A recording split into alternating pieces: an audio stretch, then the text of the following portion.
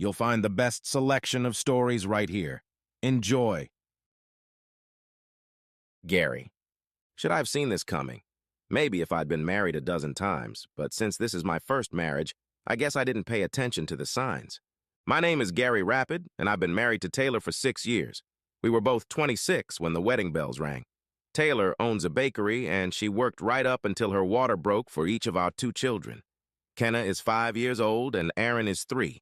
Taylor has strange likes and dislikes. Once you become a husband, you learn to deal with them. She hates polka dots and stripes, adores paisley prints and soft shades of pastel colors. Some of her dislikes include purple and orange. Any food that ends in ESE is off the menu. Good luck with oatmeal or hot dogs. Like I said, it's irrational, but then again, I probably have my own list too. I work as a production analyst for a local oil company. Nothing interesting, just a lot of numbers.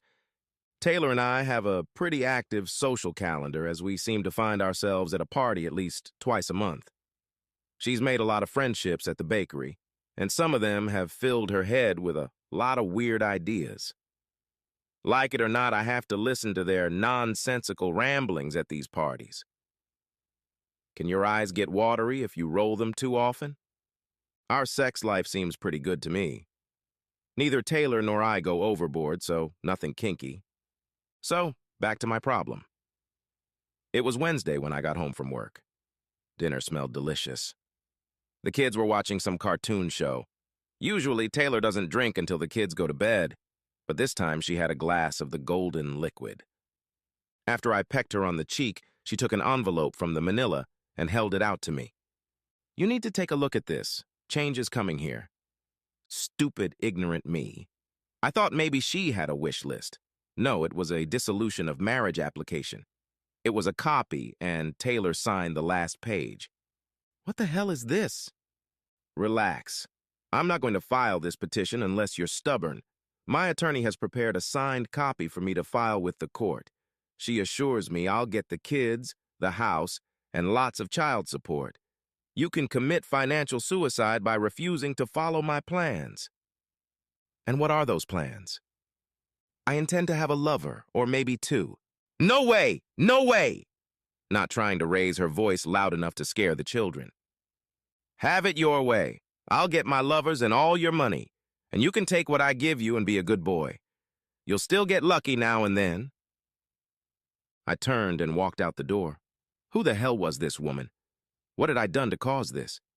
Instead of taking a chance and doing something I could face jail time for, I spent the night on my in-laws' couch as Taylor. I ambushed Gary last night. He left and didn't come home. He'll be back. The thought of having to part with his precious money will make him droop. I'll have a chance to experience a few lovers, and Gary will just have to deal with it. Maybe it's a fling. Maybe not. I'll have fun finding out.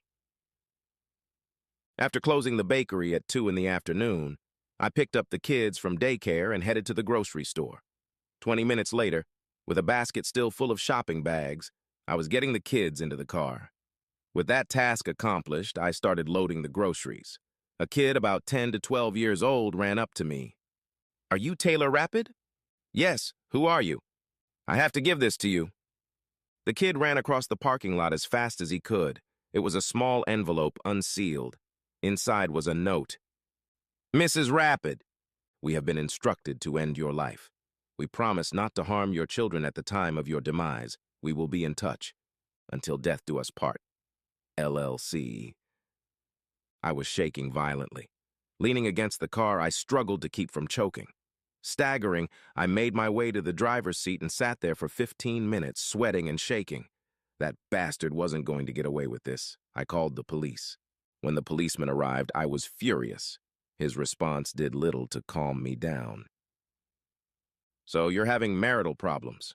Why should I believe that you didn't type this note yourself? I suggest you go to the station and file a complaint as soon as you find out who sent it to you. That is, if you find out at all. We've got better things to do than deal with marital disputes." The next call I made was to my attorney. She sympathized with me and suggested I file for divorce immediately, which I did.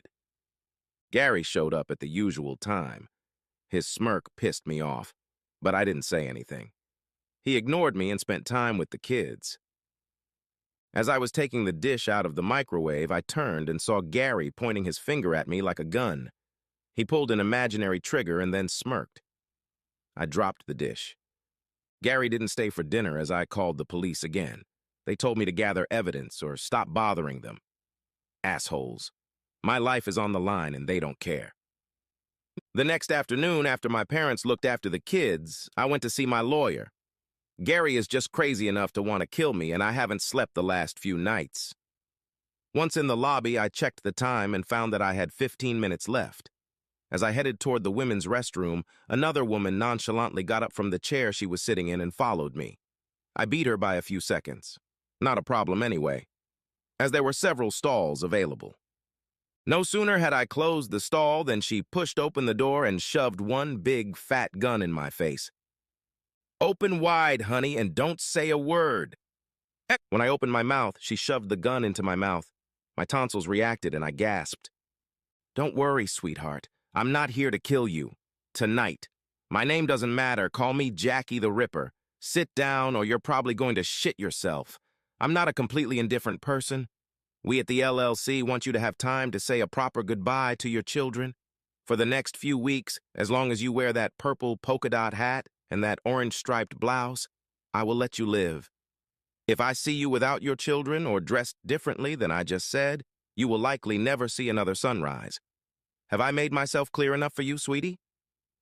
I nodded up and down. "Good. I wouldn't leave this restroom until the minute before the reception. If I hear you on the phone, you'll never see your kids again. Oh, and a little homework assignment for you. Think of a way you want to die. Poison, knife, and bullets, you know. Old age is not a choice.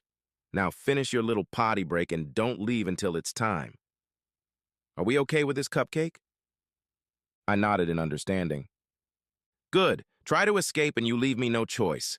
Now close your eyes and start praying." As soon as the gun left my mouth, tears streamed down my face. They weren't tears flowing down my legs. When I heard the restroom door close, I opened my eyes. Along with my polka dot hat and orange-striped blouse, a wig and a toy gun were on the floor in front of me. I was shaking like I'd never been shaken before. With my lawyer handling the case, the police finally took a statement. They wanted to take the hat and blouse, but my lawyer refused them. I looked like a circus clown in them, but I wore them. Before releasing the policeman, he agreed to do a cursory inspection of my house. Nothing unusual. My lawyer left a message that Gary had been served with a restraining order. When the kids asked where their dad was, I told them a lie. Dad brought his semi-automatic pistol for my defense. With my parents around, I felt somewhat safe. The waiting was terrifying. The next morning, I put on my clown costume, freshly laundered. My kids didn't go to daycare today and won't in the future. Until the police were done with this threat, I wouldn't let them out of my sight. My nerves were on edge. Around 11 a.m., 2 kids started shooting cap guns outside the bakery. These little assholes made me wet my underwear. I politely asked them to move their games elsewhere. "No way, lady. Some tough asshole gave us money to play right here." I called the police. Apparently, I have a good reputation at the station, as they didn't waste any time in brushing me off. My regular customers asked why I was in such a bad mood, and I told them I feared for my life. A mistake on my part. Before closing the store at 2 p.m., a news crew stopped by to ask me my story. Before answering, I consulted with my attorney, and she told me to get my story out. Maybe someone would have a conscience and nail Gary to the wall. My phone and emails went flying from friends and acquaintances offering support. With my parents moving into the house, I felt a little calmer, at least until morning. In the bakery, a knife was firmly planted in the wooden door frame. A note pinned under the blade read, "Your fate awaits you."